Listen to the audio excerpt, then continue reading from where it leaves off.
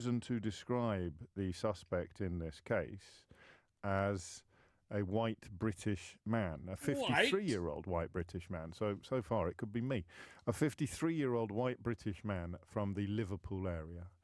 And what I had to check with more experienced colleagues was that this is a new development. This is not something that would ordinarily have happened. And I think it's pretty clear why it has happened. Because of fears of far-right provocateurs either taking to social media to spread lies and misinformation about the identity, the ethnicity, the religion, the immigration history of the suspect, or, and this is where I get really worried, or had the suspect ticked some of the boxes beloved of far-right racist provocateurs, then this guy is obsessed with labelling people. I can't help worrying now that the message from the police would be, we now expect violence, but we don't expect it when we tell you that the suspect is a 53-year-old white British man. And I know there is a world of difference between expect and invite. This is going to annoy me, isn't it? But I'm going to tell you something. I'm struggling to see where the line between the two is this morning. I'm really struggling not to see this development as a tacit admission that when the suspect in a case like this is brown or Muslim or not from these shores originally by birth, then history. It would somehow be... What word do I want now? Acceptable? It's because someone killing for religious reasons is an attack on so many different aspects of society. This guy drove through a city running over huge amounts of people, but didn't blow himself up. You know, chances are it's going to be probably, I don't know, I'd say not mental illness. He could have been drunk. There are many things you can say before it would be terrorism. Probably not. Unless you're one of the people minded to get involved in that kind of violence. What message do you take away from this decision to pander to your prejudices? Speak for yourself, And James. remember that in the case of the Southport killings, the prejudices were false. The people spreading lies and misinformation. And also as well, it's because this is a big built-up anger of similar things happening time and time again, and nothing's been addressed by it. So you can see why people are getting angry and very quick to jump to accusations, because it's just frustration coming out. The fact that this guy wasn't of, so far, any ethnic background, probably you instantly say, well, it's probably not a terrorist attack. Either it's an accident or he's drunk. And, you know, people don't really want to riot in the street if something's an accident or someone's drunk. They just probably want to see him convicted. It's not an attack on society like other terrorist attacks are. For clicks and influence shores originally by birth, then it would somehow be... What word do I want now? You go on, tell us, James. Acceptable? Probably not. Let's see what people say. Unless you're one of the people minded to get involved in that kind of violence. What message do you take away from this decision to pander to your prejudices? The people were concerned about the colour. And remember that in the case of the Southport killings, the prejudices were false. The people spreading lies and misinformation for clicks and influence were in possession of precisely zero facts. Oh my God, the usual James suspects jumping on the usual bandwagons to whip up hatred of asylum seekers. Now they're trying to... James, you're exactly the same problem. You stir up hate by labelling everybody on the right and far right and racist. You're doing exactly the same thing. Defend a woman who pleaded guilty to incitement to racial hatred after calling for a pogrom to start in hotels full of people wholly innocent of any crimes. But that is the world we live in now. That is the country we inhabit. Tell me I'm wrong. You are wrong. 0345606973. Tell me that this is not a surrender of sorts. Oh my God, I can't listen to James O'Brien. It does my nothing. Simon Marks, Let's as you listen know, to James standing in for O'Brien. Ben Kenton on LBC this week, which means he has hopped across the Atlantic, where he normally plies his trade as LBC's US editor. And whenever he's in town, we like to grab him by the scruff of his neck and drag him into this studio. Hello. There's a book, Simon, by the professor of philosophy, the Jacob Urofsky Professor of Philosophy at Yale University, and his name is Jason Stanley, and he wrote a book a couple of years ago called Erasing History, How Fascists Rewrite the Past to Control the Future. Now, you, like me, have been a little bit wary in the past of reaching too quickly for the F word when we're talking about Donald Trump. But let me read you something that he wrote in September of last year. In the United States, the Republican Party has long been aware of the democratic potential of student movements. As it lurches closer and closer to authoritarianism, it will, like all right-wing authoritarian movements worldwide, seek to crush dissent, starting with university students and faculty. That's September of last year, and here we are. Yeah, absolutely. I mean, I think if you look at the various targets that Donald Trump is going after, they all come out of the classic authoritarian playbook. He's going after the judges. He's going after the lawyers, literally the nation's white-collar law firms. He's, of course, going after journalists. He's going after scientists. And now he's really turning his fire on universities with this crackdown, particularly on foreign students.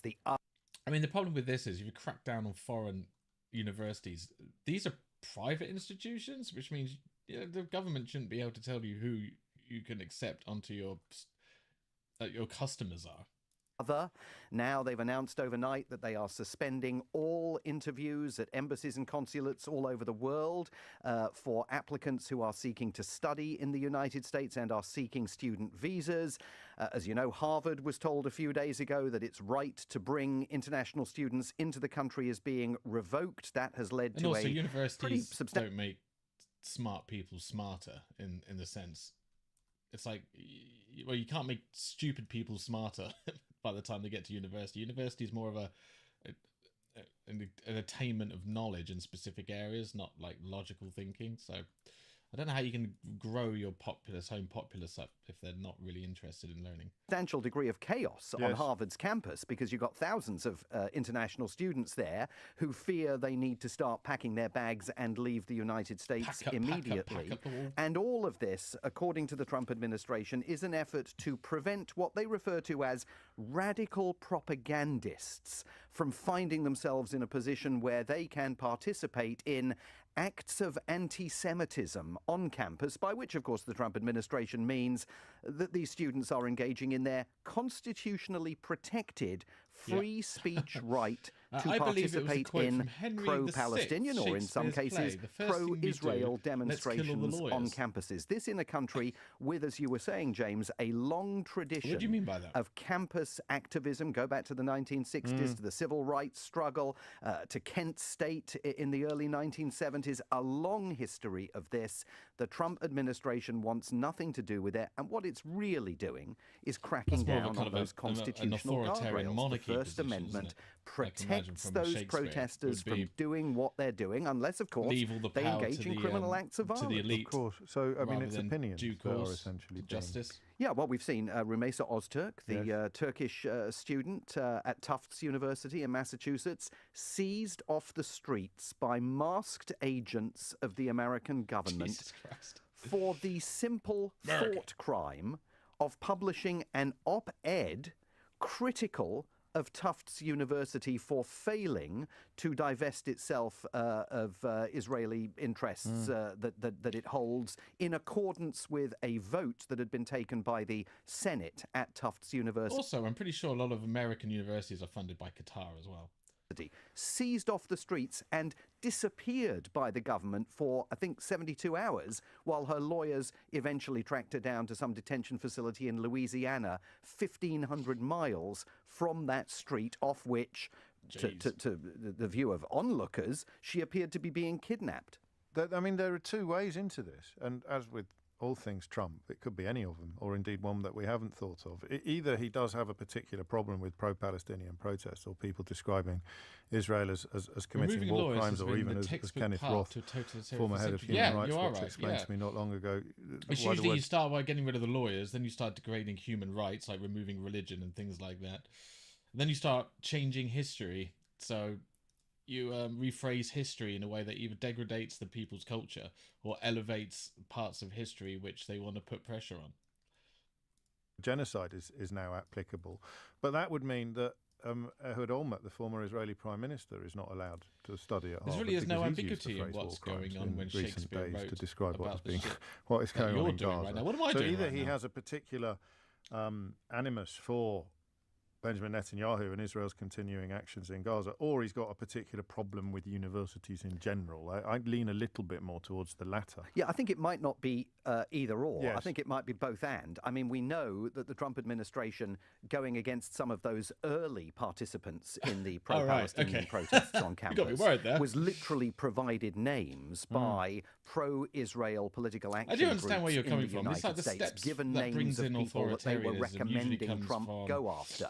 And some of those names included like the propaganda aspect Mahmoud of Khalil. things, like moving.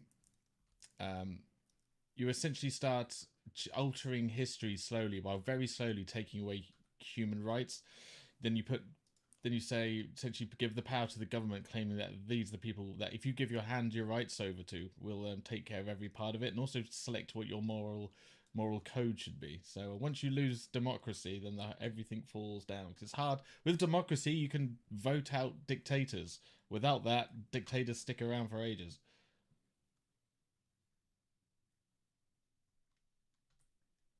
For example, and others who have been seized and threatened with deportation. But I think more broadly, authoritarian governments crash. The Second Amendment is it's freedom of expression, isn't it? Hang on, no. The second amendment's guns, right? What's the list of amendments? Is that firearms? American amendments. Bill of Rights 1 to 10. List. I always forget these mixed up. You can plead the fifth. Hang on, what's this? Yeah, the right to bear arms. Yeah, the problem is that's such an old aspect of things to start off with. Now I can imagine I'm pretty sure in the history they wanted it to stop foreign governments interfering because America was a new country and probably was open to invasion. So they probably put that in there to, one, stop the governments from tampering with your human rights, but also it's a great way of keeping law and order over people.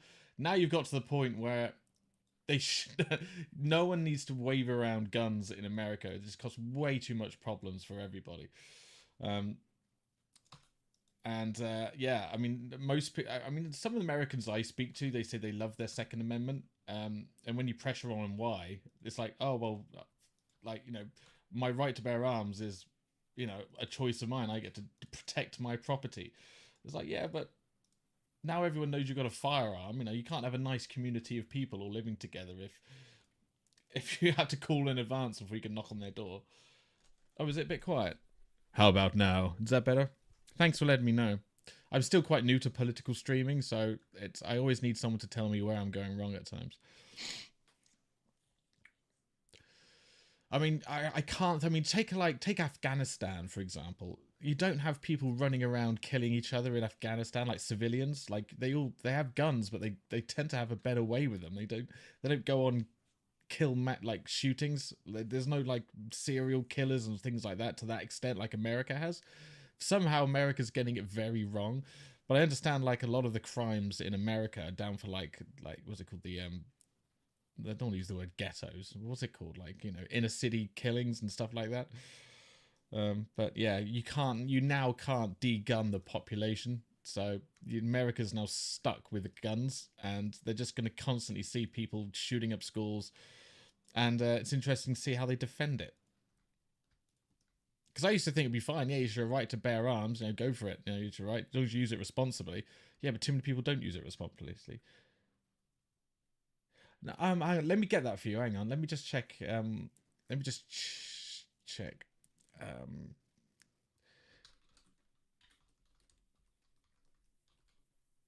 gun crime statistics in. Now I'm doing it by the people, not the military.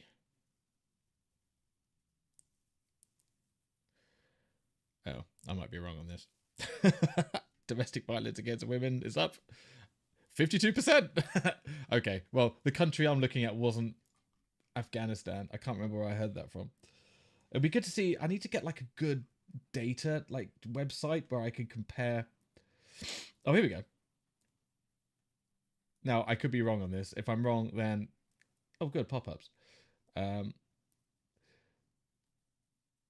Okay, so Afghanistan's ranked 103rd and America's ranked 1st. That's for gun crime. Murder rate, 69th. But it just goes to show, like, you can easily obtain a firearm in Afghanistan without background checks, as far as I understand. Look at the murders. Yeah, I know the population difference is different, but I guess even per capita. Like, sort of downward trend. But yeah, so that's the point I was trying to make. It's safe for different reasons. Now, I'm not trying to put Afghanistan on a pedestal by any means, but I'm just talking about the guns. I'd rather not live anywhere near Afghanistan if I had the choice. The site I just used was, and again, this is a Nation Master, so I don't know where they get their data from. But the point was, I heard this somewhere about a gun crime, and I've just clicked on one thing and it kind of proved me right. But just bear in mind, America has a higher population than Afghanistan, so I don't know if they've done it by per capita. But if you know any sites which are good for statistics, it'd be great. And America is not actually first on a per capita basis. That's what I want to find. It'd be good if I can find it on a per capita basis. I need to find good sites, data sites.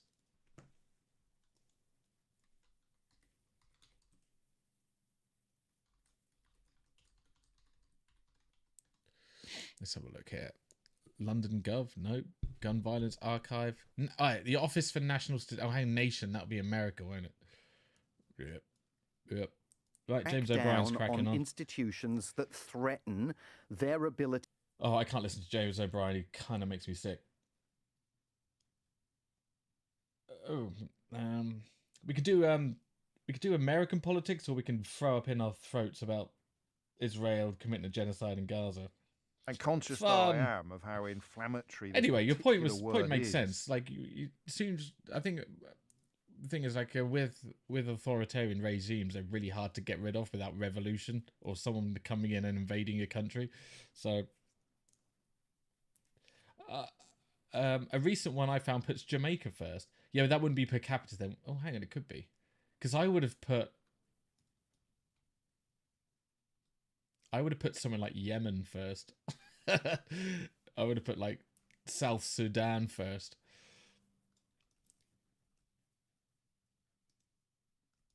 And understandably... Let's just not do Gaza. Let's do gun crime.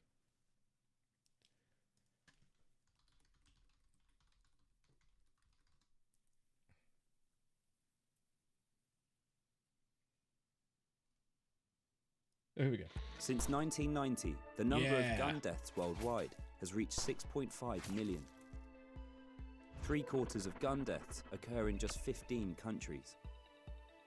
Latin America is home to some of the world's most violent countries by murder rate.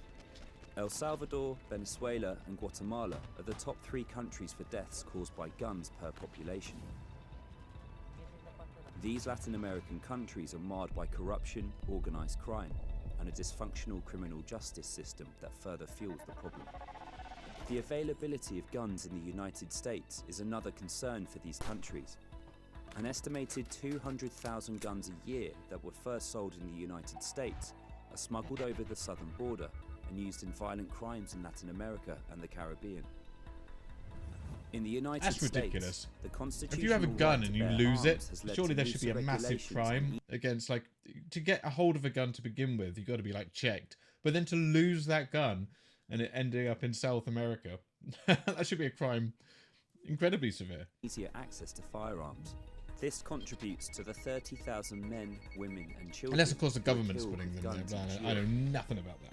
Mass shootings attract the headlines, but in fact these make up only 0.2% of gun deaths. 60% of gun-related deaths are in fact suicide. America's suicide rate increased by 25% between 1999 and 2015, with nearly 45,000 taking their own lives in 2015 alone. Half of these suicides were carried out with guns. Though guns are... Is it just a rumour? Is suicide also shooting at police? Or is it just self-inflicted? ...aren't the most common method of suicide, they are the most lethal. Other wealthy countries have far lower rates of gun violence.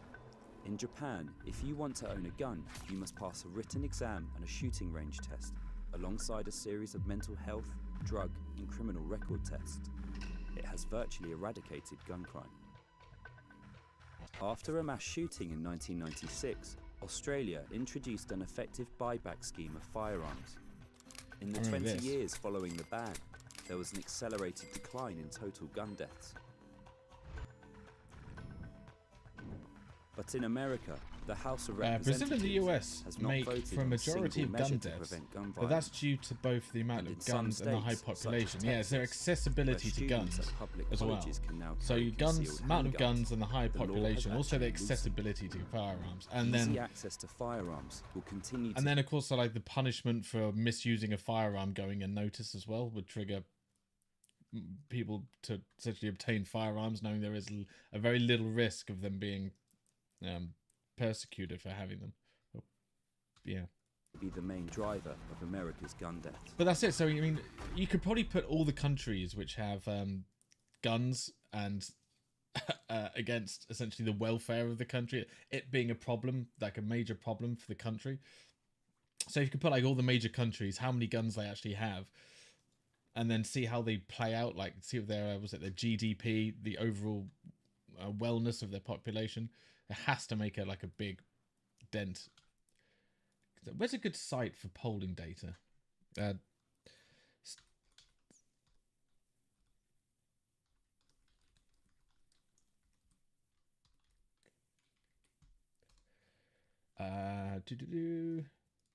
see what we got here.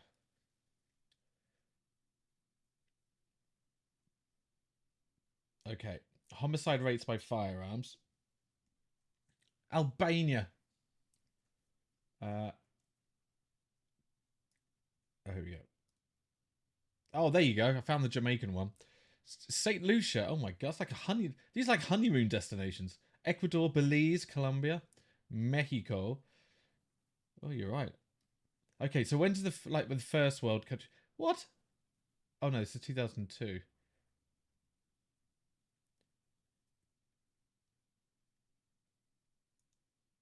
Oh, it's United Nations. Okay.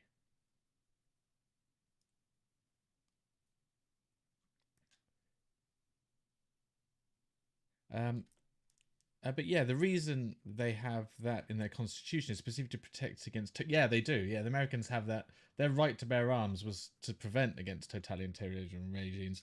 All these other... I don't think most of the countries that were shown on here, wherever it's gone, had them because of that. They probably had them more because they haven't been taken away since their country's been invaded. I don't think they've got constitutions which allow them to have guns. We're seeing one forming in real time, and I don't see him doing much. What, the America? You talk about America becoming like an authoritarian regime.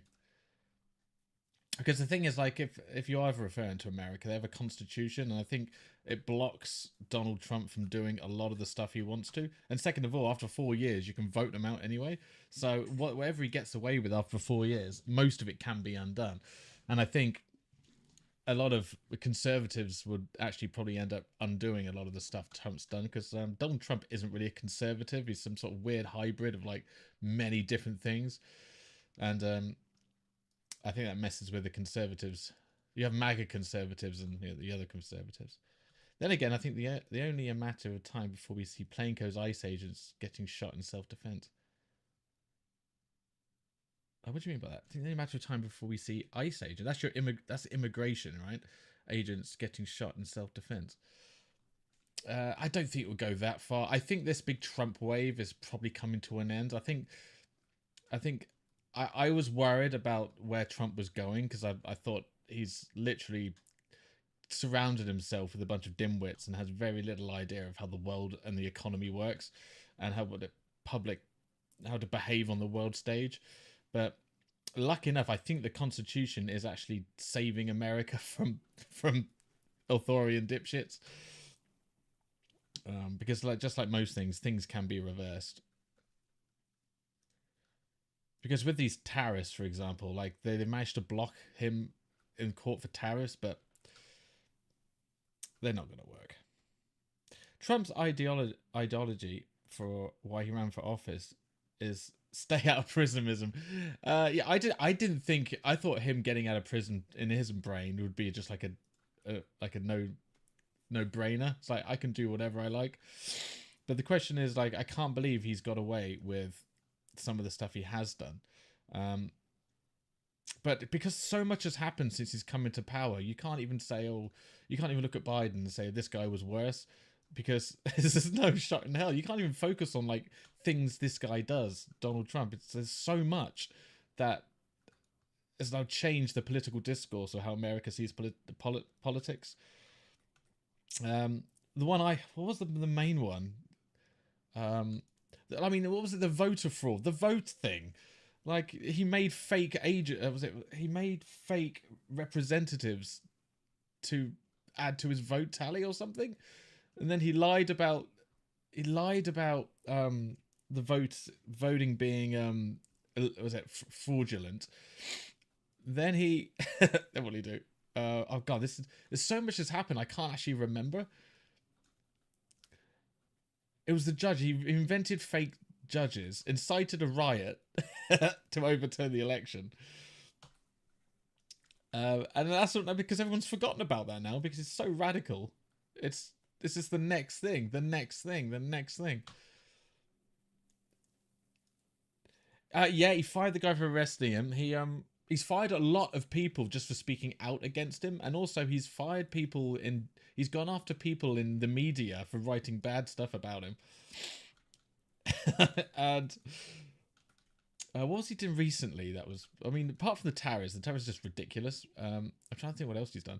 Accepting a £400 million jet. That's another good one. That's up there. Yeah, due process. It's due process, and it's how you conduct yourself on the world stage with other leaders. Do you think other leaders have thought, I know what we can do? If we tariff everybody else, we'll get distinct advantage on the world stage financially, and nothing bad will happen. If that was the case, everyone would be doing it. But nope, Donald Trump's got better ideas. He's just going to try it and see what happens. It's just that common parlance. It's that the way you behave has to be a lot better. The biggest issue is, and there's a very small chance of this happening, if this actually works for America and America becomes incredibly wealthy because of this, you're going to have the right-leaning parties in Europe adopting this method. Because, I'm not including it being a trade war. I'm just saying the right likes abrasive characters to lead them. China has kept to its strategy of do nothing. Yeah, they have, yeah. China's actually played really well recently. Like, in the last 20 years, from its one-child policy and from Mao's Great Leap Forward, they've done a huge U-turn of their country. And the reason they've become a financial superpower is a mixture of many things, but one of them is essentially opening their doors to the world for fiscal transfer, giving people better human rights, but at the extent of or borderline slave labor. They have a mobilized economy like Russia has, so they can build huge amounts of things, but of course at the cost of people's individual liberties. I'm being pissed seeing Keir kiss the ring. I don't get why he has to such leverage on China. Hang on, whose ring? Is it Trump's or Xi Jinping's? Seeing Keir kiss the ring. I get we don't have much leverage as China, but fuck.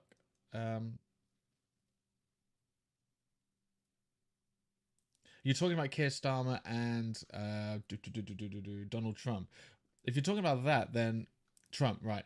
Well, the problem is with trade war, Keir Starmer knows for what he wants to do in the country, he needs a lot of money to do it.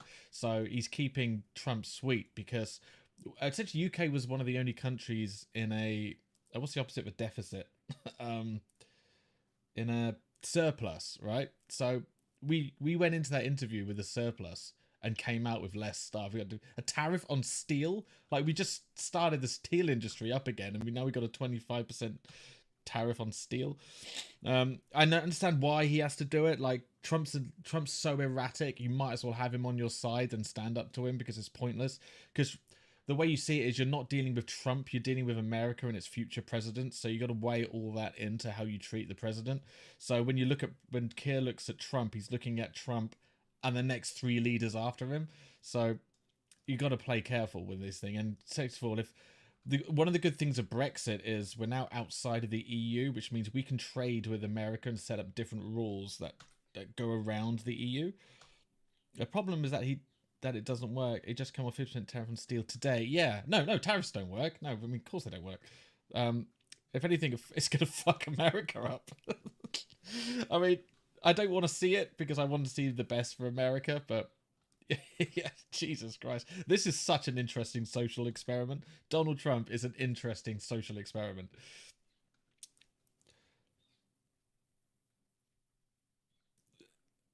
I mean, to see how I want to see it fail, but I don't want to see it, like, I don't want to see Americans to be affected by it. Like, I want him to realize his faults, and then hopefully find a way to kind of put the tariffs under the bed so no one remembers them. But it would just be another stupid thing next. I'm saying that keeping quiet and kissing the ring doesn't work because Trump's mental faculties are declining fast and he's becoming erratic. So we're going to get tariffed anyway. True. I mean, everyone's now been tariffed, and providing it because as far as I know, it's stuck in court, but it still could bypass court and get out of it. The thing is, like, it's limiting the damage it's going to be done, right? Because if we can negotiate our way out of, I mean, we're not going to get a good deal out of anything. We're just going to get a less bad deal. So if everyone's being tariffed in the same way, then you can maneuver around other countries and kind of like, in countries individually can excel in certain areas when tariffed. But if you're a country which relies on the beginning process, like what's it called, like mining, commodities, then you're going to be hit the most, because it's the end game. It's when all those minerals are put into the end result of the item. That's when you want to avoid the tax. What's the issue with reform that you dislike? Because I did a video. I'm doing a video on reform. I'm looking into them. I mean, I'm no fan of Nigel Farage, but I'm also no fan of the Tory party or the Labour Party. Yeah, but I need reason why you don't like reform. Like, I ask everyone these questions. Like, I ask people why they don't like Labour. Because I like small parties, whether you're the Green Party, the Liberal Democrats. I like having more than 2 choices.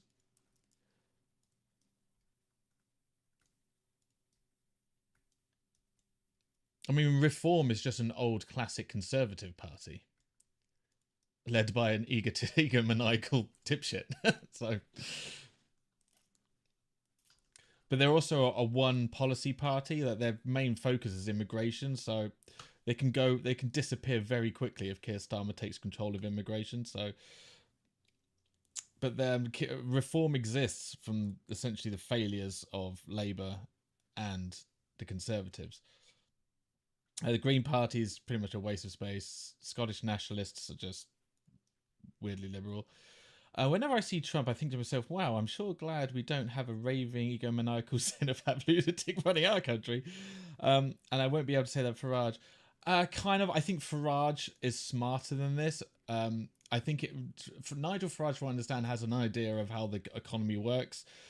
He's a very shrewd, charismatic, so I don't think he's an idiot. I think he's egomaniacal when it comes to the fame and the party, because it's only Nigel Farage right now and others. That will change when there's more people coming into the party, but it's one of those things, isn't it? Like, xenophobic, fear of other cultures, possibly. I mean, yeah, I guess that's true. It's a mixed bag, but but I don't think any of those like I just think it's a bit harsh. I mean, my biggest fear is how far he's willing to go with the immigration thing. If he ends up deporting people, that would be the most horrific thing ever. Charisma is good at pretending to be intelligent until you're put in a position of power. Well, I think most politicians come from like an elite background, so a lot of their intelligence are specifically reserved to their specific field. Like lawmakers are intelligent, but might not be able to take apart a dishwasher. You know, they might not be able to know where the capital of most countries are, but they're incredibly good at law. You think is that you need for a good leader, you need a well-rounded individual. You need like an RFK or a it's hard to think of a leader that was quite well grounded.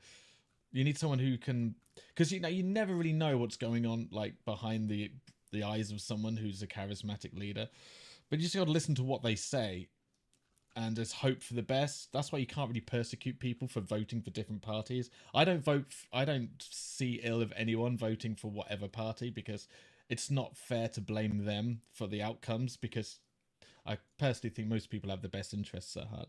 And the thing is, Farage has basically put the entire party identity on being anti-gay. Yeah, he has. Yeah, that's his whole gimmick. Well, that's his whole thing. Because I think that's something in the UK that's gone under the radar and pretty much pissed a lot of people off, is like Tony Blair essentially starting in 2008 a kind of an open door policy for Eastern Europe, which turns into essentially the third world, and it's been unaddressed by the Tory party for 14 years, and then now being unaddressed by the Labour Party for 8 months.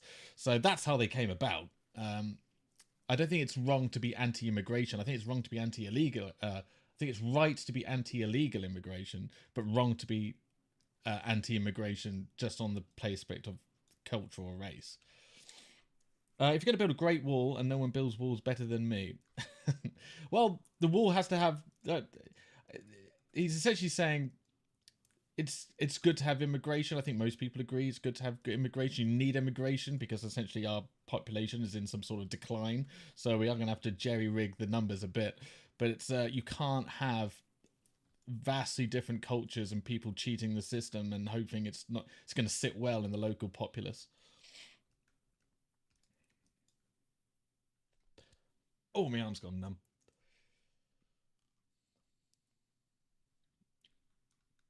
So it's like, so what I want to see Labour, I mean, Keir Starmer, I mean, Jesus Christ.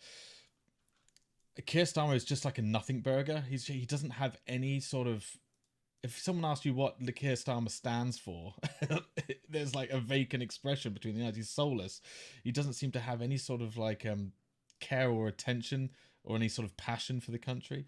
And the problem is all the party leaders now have to be jerry-rigged around. Yeah, I mean, I'm trying to think. Is it Rachel Reeves?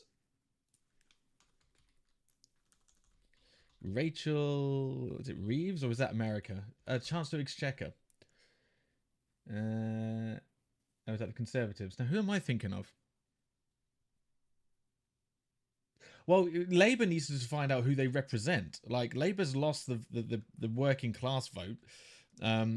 They don't seem to have any sort of national... they don't seem to have any civic national identity. They just seem to be like some sort of management syndicalist movement. So they need to decide what they stand for, because at the moment the working class seem to be split between reform and the displaced. So I don't know who really represents the working class. I think Labour represents the kind of the youth, the wealthy middle and elite youth. Keir was just perpetualized like a deer in the headlights. Yeah, Labour needs to find someone. Yeah. I mean, the problem is, like, because Labour and Conservative is like institutions, you're never going to get any fresh blood through. I really wanted the Conservatives to die. Like, no, let me rephrase, not the people, the party. In the last election, I really wanted the whole Conservative Party just to be wiped from the face of the earth, and then to rebuild, because they knew they were going to lose. But for that extent, I wanted a rebuilt Conservative Party. But I don't think you're going to get that. I think it's too stuck in its ways. I mean, I had high hopes from Kenny Badenoch, but she I don't think she's smart enough. I wish she came in about 5 years later, because I think Kemi would have had a good. She's an orator, and I think she can get better later down the line. I think Liberal Democrats are having a bit of a resurgence just from dissatisfied Labour voters. Yeah, but they're not resurging on any good policies. They're just used as a protest vote. You know, like the Greens are. It's just a vote to rebel against the way that your party's acting. I don't think the Liberal Democrats really stand for anything. They're an elitist party. They're kind of a left of centre elitist party. I mean, who was it? The best thing. Oh, who was that old leader when they did a coalition? What was his name? Nick Clegg. Nick Clegg was the smartest out of the lot of them, right? Hear me on this. He wanted to put nuclear power plants on our shores, and it'd take 15 years, and no one listened to him. And now it's been 15 years. We could have had 3 nuclear power plants in the UK, and we wouldn't have had any problem with energy. So we still have to buy it from France. I hope Liberal Democrats can capitalise on it and push a decent policy forward. Let's have a look at. Let's see the latest of, because what I plan to do on my site, I plan to keep track of all the major parties in the UK, and just like maybe 4 or 5 around Europe, around the world. Keep track of them. I'll show you. I need your feedback, Fridge. Anyway, Fridge, thanks for the chat, by the way. I don't really have a lot of people come onto my website because I'm quite new. So as soon as I get someone on the website, Twitch. So I really kind of enjoy these conversations. And thank you for being respectful. From my experience in politics and being around Twitch, politics can be incredibly emotionally based. So I'm trying to keep this Twitch channel as something keep it as friendly as possible. That's why I kind of want to avoid all the Israel-Palestine stuff. I'll show you. What was I doing? Right, let's check this out, right? No, not that. Hang on. Politics template? No. I haven't lost it. 1 second. Tier scale. Right, here we go. Right. Right, so I made this, okay? So I've got some jerry rigging to do. So I was going to put all the leaders on a tier map. And trying to, like, over each week I was going to do a breakdown of each leader and see how they've gone. This is just a demo, so I don't think the EU deal was particularly very good, but I wanted to show like how the pictures move. And then I was going to move it through this. Keir Starmer, right, whether you think good of this or not, wants prisoners to start repaving the roads because we got such an expense when it comes to refilling potholes that I thought that was pretty good. So if he comes through with that, he's going to go up to, let's just move this around. I think B tier is a bit high for Kiri poos. Let's move in that. Can you see that, by the way? I think my head's in the way. There you go. There you go. So that's it. So that's he's now C. Keir Starmer's now average, but it's not going to last very long. So I need to add. Oops, I'll do that later. It's too fiddly. Right, Liberal Democrats. Let's see what they've been up to.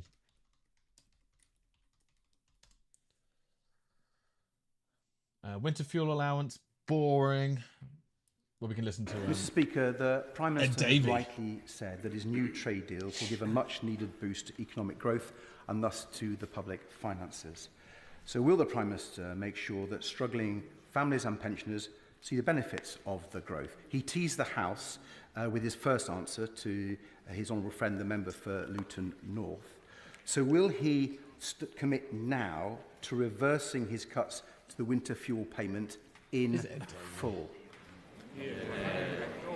Mr. Speaker, firstly, we are taking measures, obviously, to help with the cost of living crisis, and that's why the EU deal yesterday was so important, because the impact it will have on prices, particularly in supermarkets, and directly affecting Daisy Cooper, the Treasury. That's what you need, the shadow crisis. Mr. Speaker, what I said before was this: that the economy is beginning to improve. People are still feeling the pressure. That's why we're taking the measures that we are. That's why we're striking the trade deals that we are striking. As that improves, I do want people to feel the benefit of the measures. Right, I can't be asked to listen to that. Farage, like Trump, has been able to keep British news firmly on him and to get free publicity from it. Meanwhile, I think the average Brit has never seen Ed Davey, doesn't know who he is. Yeah, no one. Well, Liberal Democrats have never been, I mean, in my opinion, liberal or democratic. they're just a party that's just kind of always scrapes the barrel. They always seem to be one step behind like major opinions, so they wait for the other leaders to come out and either agree with them or disagree with them. I mean, let's look at their manifesto. Liberal Democrat manifesto. I mean, ever since Brexit, these people haven't actually done anything. There's a manifesto. There it is. Far from fair. Let's have a look. The Lib Dems are there, but they just cannot get into the limelight at all. No, but you got to make headwaves. If Nigel Farage can make it in the headway by doing literally one thing, then the Liberal Democrats need to decide what they stand for. They have to come out and address like big issues like immigration, trade, economy, but you need to like convince people you're doing it better than Farage, because unfortunately nowadays each party has to have a strong position on immigration. You can't be on the boat. You can't be on the middle. You got to be either for it or against it. And if you're on against it, how hard are you going to be against it? Because even now Labour has become a party of anti-immigration. Yeah, the thing is that someone needs to make a strong position. Yeah, but strong position comes from strong fundamentals. Like, I mean, fairness. I mean, I'm not even going to read this yet, but fairness is something like, it's such a wishy-washy term. The fair deal would give everyone power to make the most of potential for life. Fair deal on the economy where deserve to get a chance in life. See, what does that mean? Everyone deserves to get a chance in life and see their hard work properly rewarding and realising the hopes of the future business. And Liberal Democrats will invest in renewable power. Why? And home insulation. Oh, that's okay. To drive a strong economic recovery. How would that drive an economic recovery? If you think getting energy down bills is linked to economic recovery, you are wrong. We need nuclear power. Unless you want to champion coal and fracking again, there's no way you're going to get energy levels down with renewable power unless it's nuclear. Wind farms, you can't put the energy into a battery because the batteries aren't big enough yet. It just reinvents into the system. Anyway, there's my biases. Renewable power is mixed. I mean, you need so many wind farms, and wind farms that look like absolute ass at sea, and solar panels, that takes up tons of space that could be used for fertilized ground. It's just, unless you put it all out to sea, but that's just not fair on everybody else, you're going to have nuclear power. Unfortunately, you're just going to have nuclear power. You just buy it from France. Every child deserves the most pedal style. Everyone should receive the care they need. Yes, it's all just generic stuff. Like, there are big issues going on in the world right now, and unfortunately, fairness isn't one of them. People want to be fairly treated under the law, but not equalising outcomes. It's gotten magnitudes better, no exaggeration over the span of 10 years. Yeah, I do agree with you. I just think this is a little bit hastily done in its earlier concept, and now it's got a bad taste in the mouth. I mean, I can't see the better way than either using nuclear or hydrogen-based energy. I mean, we can cut down on the amount of energy we use, but that's not going to happen. People are going to getting their hands on more stuff, so there's going to be more demand for electricity. I just want to see like a decent solution, which is better than nuclear. I mean, I feel like we're just wasting a lot of time. I mean, I think China has created a nuclear power plant. Oh, let's look at that. China's...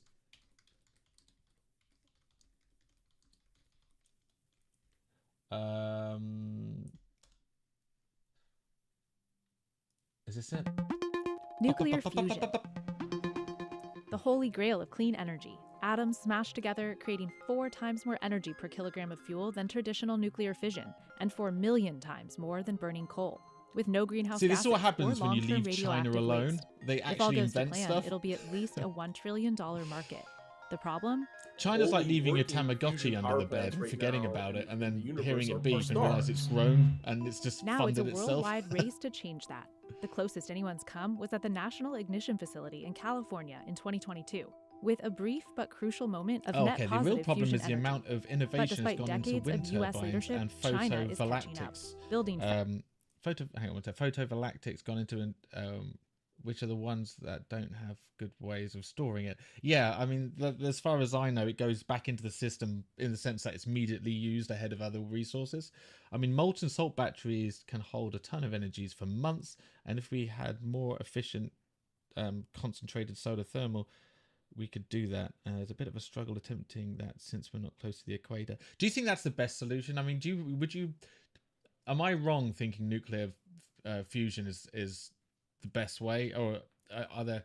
I mean, apart from the safety aspect of thing, I mean, you can stick a nuclear power plant on Luton and nobody would care, or like underwater or in a volcano or something like that. But are we there? But we just don't want to do it because of the bad press nuclear reaction gets. Oh, hang on, my washing's done. 1 second.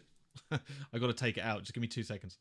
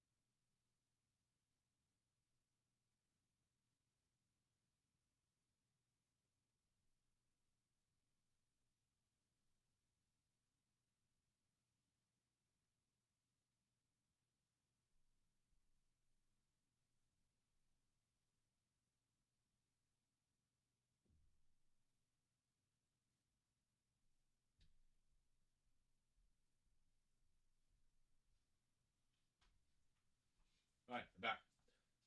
Sorry about that. Nuclear fusion is pretty good. Nuclear fission we haven't invented yet. Oh, hang on. What's the Is it just called nuclear reactors? What's the power generated? What's the term called for nuclear power? Faster and spending twice as much to beat the US to it. If you care about AI, if you care about, energy leadership, you have to make investments into fusion. This is something that if the United States doesn't lead on, then China will. New satellite images show China's rapid build-out of a giant new laser fusion site, twice the size of the California lab. Another huge state-funded project opens this year, and yet another is scheduled for 2027. This at a time when the US has only upgraded existing machines, some of them 30-plus years old. At this rate, some say China could surpass the US in 3 or 4 years. As a Western person, I'm scared. I want to make sure we succeed. A new report from senators and fusion experts is calling for $10 billion of federal funds to keep fusion from suffering the same fate as EV batteries and solar. So for now, it's a race between state-supported Chinese projects and private startups, the vast majority of which are based... Nuclear fission has a problem that it requires a wide range of specialist workers, and the construction time is longer than you can expect to be in Parliament. True, yeah, that's the reason why nuclear reactor plants didn't come, because they knew that they won't see it through in their lifetime. There will always be that chance of not in my back garden making something political suicide, yes, but on the other hand you only need one, and they pay. yeah So to solve that, essentially no one's going to stop the building of a power plant once it starts, right? So as soon as you get the money and the funding, apart from like HS2, right, so which was just a monster, get a foreign power in to deal with it. Put it underwater, we should have put it on those islands we just got rid of. What was those islands we just got rid of? We just kind of... Mauritius? Is it Isle of Mauritius? What are those territories? UK... Galapagos Islands? No, it gives back. Chago Islands. What's wrong with putting a power plant here? They're just running the cords from here all the way to the UK. What's wrong with that? Where is this place? Chagos Islands. The Chagos... Oh, okay, hang on. All right, okay, I can see the problem. My bad, that's a bit far away. We can take Greenland. Yeah, I mean, nobody wants a nuclear reactor on their doorstep. I get that. just Nick Francis. I mean, where would you put a nuclear reactor? Birmingham? No, it's a bit close. I mean, what about up here? Why can't you look, right? To be honest, if you start putting nuclear reactors over here, people are going to be like, why are you putting a nuclear reactor over there? What, just in case? You have to be like, we're so confident with our ability to create nuclear power, we're putting it Liverpool. And we'll put a Weatherspoons in the bottom of one of the cooling towers to please the locals. Yeah, that's a good point. Right, back to China. Like Helion, with $1 billion from investors like OpenAI's Sam Altman, and a highly ambitious deal with Microsoft to deliver fusion power to the grid by 2028. You're not going to have any new fission power in America by 2028. No, that's fusion power. Google's backed TAE Technologies raised $1.2 billion. Yeah, we'd have to buy the Faroe Islands of Denmark first. Yeah, where did we get them before Trump from buys the likes them? of Bill Gates, Jeff Bezos, and Google. You can't just punt this down the road and say, well, fusion, what is that? We don't know what's happening. It is happening in China. We sat down with 3 of the biggest U.S. startups and fusion experts to find out what's at stake. Here we go. This is one of Europe's biggest construction sites, perhaps even the biggest. Hinkley Point C is the first nuclear power plant the UK has built in decades. Trump and it's wants set to usher in a whole new generation of energy infrastructure for the country. You probably end up buying Denmark by huge delays, environmental disputes and cost rises, to the point where it's now expected to become the most expensive project of its kind ever constructed. And with other schemes due to follow its blueprints, the pressure is now firmly on to finish the job. This is the story of Britain's divisive nuclear mega-project. A spectacular feat of engineering at risk of being overshadowed by controversy. Where is that being built? Is that Hinkley? In the mid-1950s, after the horrors of Hiroshima, 3 nations began a race to develop nuclear power for uses other than bombs.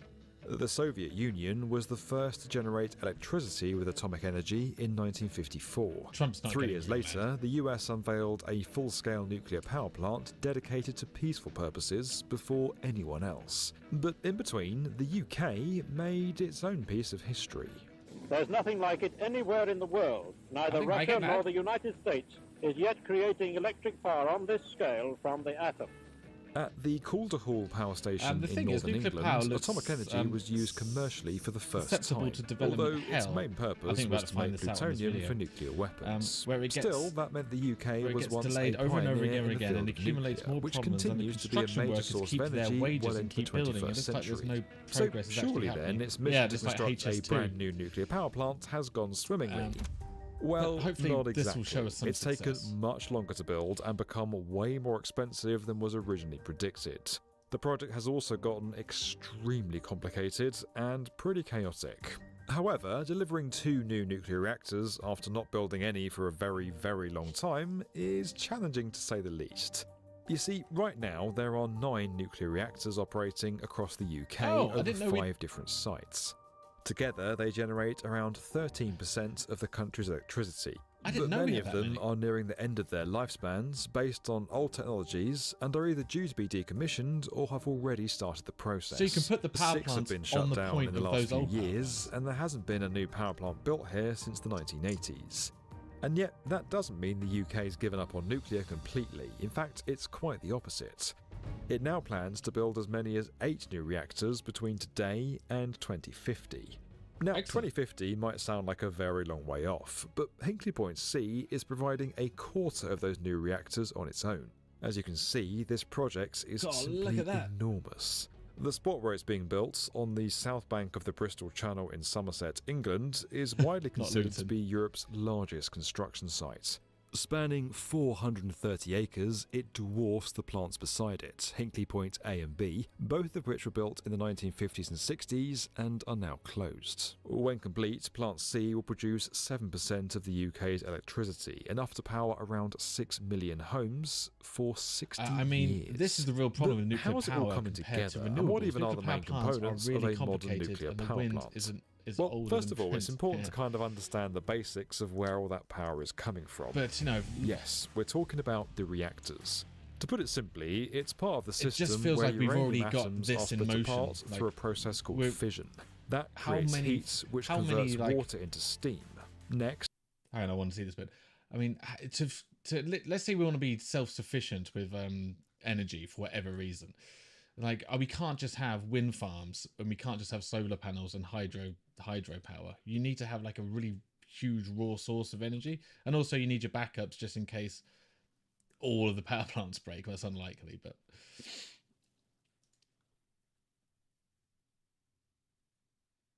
is that true? 70% of our energies? I thought it was only like 15%. Let me have a look.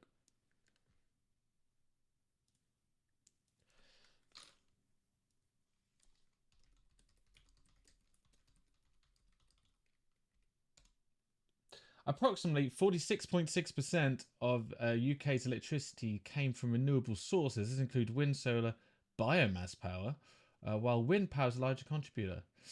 Well, that is good. Oh, no, that's still high, though. No, don't get me wrong, it's still high. Power is imported. The first half... Oh, this is the number I was thinking of, and it's imported. Is that from France? About 50% of power. This puts your contract to import nearly 60 something of electricity appears to be in a record. Where do we buy it from? The UK imports electricity for various reasons, including balancing variable wind and solar power energy costs. Okay, so this is used to compensate for when we can't get our own. Export. It's a net importer.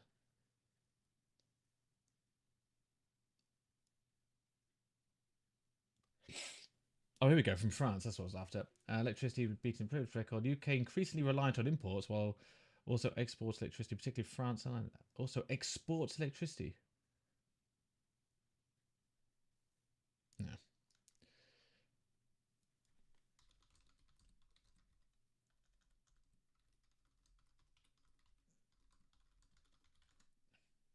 Yes, the UK does import electricity from France. France is a major source of electricity for the UK. The UK has several interconnections with France to facilitate trade. Ah, there we go. The steam Hang on, I want to work out how the nuclear reactor works. But how is it all coming together, and what even are the main components of a modern nuclear power plant? Well, first of all, it's important to kind of understand the basics of where all that power is coming from. Yes, we're talking about the reactors. To put it simply, it's part of the system where uranium atoms are split apart through a process called fission. That creates heat, which converts water into steam. Next, the steam is used to turn a turbine, generating electricity. Now, as if building the first British nuclear power plant in over 30 years isn't a big enough challenge, it's also the first time that EPR reactors have been used in the UK. Now, EPR stands for European Pressurised Water Reactor. They've already been deployed in other areas of the continent, at Flamanville in France and Olkiluoto in Finland. Okay. Both of those are new and were built by EDF, the energy company now fully owned by the French government, which just so happens to be in charge of Hinkley Point C. These reactors use 17% less uranium than older technologies and have 4 safety systems to protect against hazards like floods and earthquakes. Not that we get many of those in the UK, but it's better to be safe than sorry. Now, before we get into the construction details, have you ever thought about becoming the sort of engineer that works on mega projects like this? If assembling nuclear reactors sounds like the right career for you, then this week's video sponsor Brilliant has all the tools you need. Enormous power plants, and try and decipher where you'll actually find the reactors at Hinkley Point C.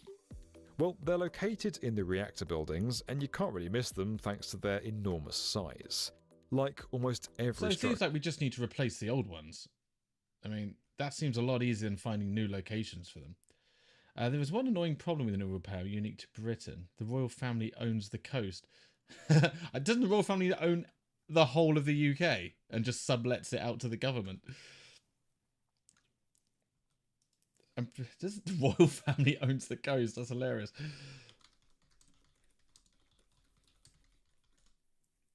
The Crown Estate owns the territory seabed and about 12 nautical miles on around the foreshore of England and Wales, Northern Ireland.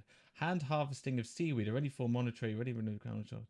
It's licensed by the Crown. Yeah, so if you're going to have to put a power plant in, you're going to have to have the Crown. And I'm pretty sure the crown would have to allow you to do it, otherwise they'll be interfering in politics, which I think. But hang on, it's their own property, right? That can't be allowed. King Charles is not involved in managing these assets. They are not the monarch's personal property, but the sovereign of the public estate. Yeah, the sovereign of the public estate was given to the parliamentarians. Oop. If you want to build a wind farm on the sea of Britain, you have to pay the king continuous royalties to build and operate there. But that would mean he's making money off industry, right? But I thought, like, I essentially thought when the monarchy was dissolved and the parliament took over, the royal family rescinded their rights, everything back to the people. The land managed by the Crown Estate needs to be 7 acres approximately. How can I write that into Google? Can you send me a link to that? Like, does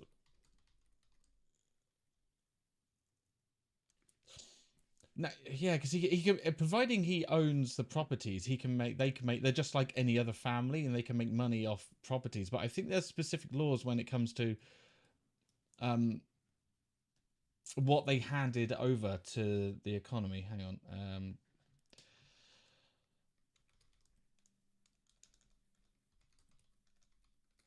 What happened? Is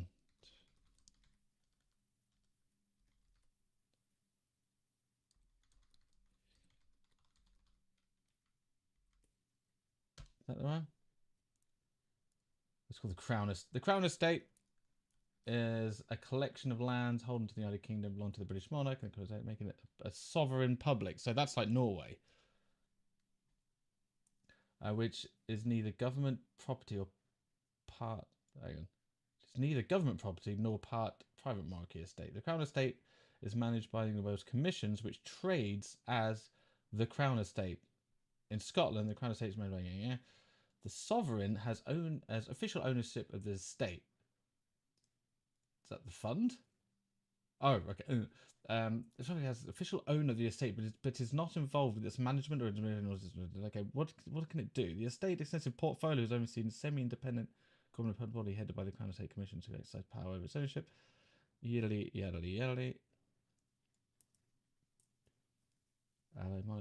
His Majesty's Government Exchange. I want to know the rules. Monopoly rules of Crown Estate.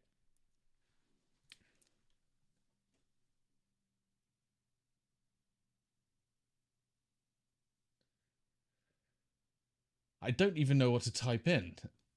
I mean, I'll take your word for it, but it seems like the government, if it was for the public interest, since it's not owned by the monarchy or the public, it would have to go to court, surely. They actually took money. Oh, okay, let's type that in. I guess you are right. I guess that if they do own the land, then they can take derivatives off the exchange of services.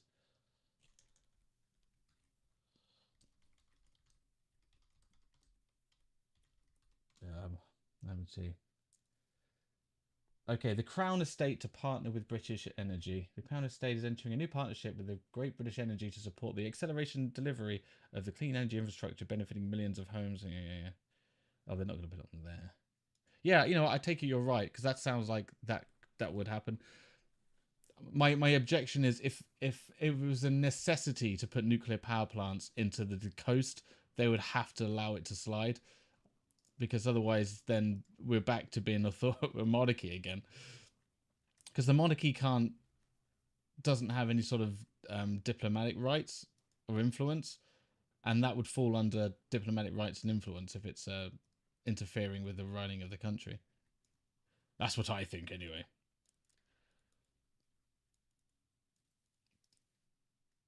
Wouldn't it be nice if we were all to... Where were we?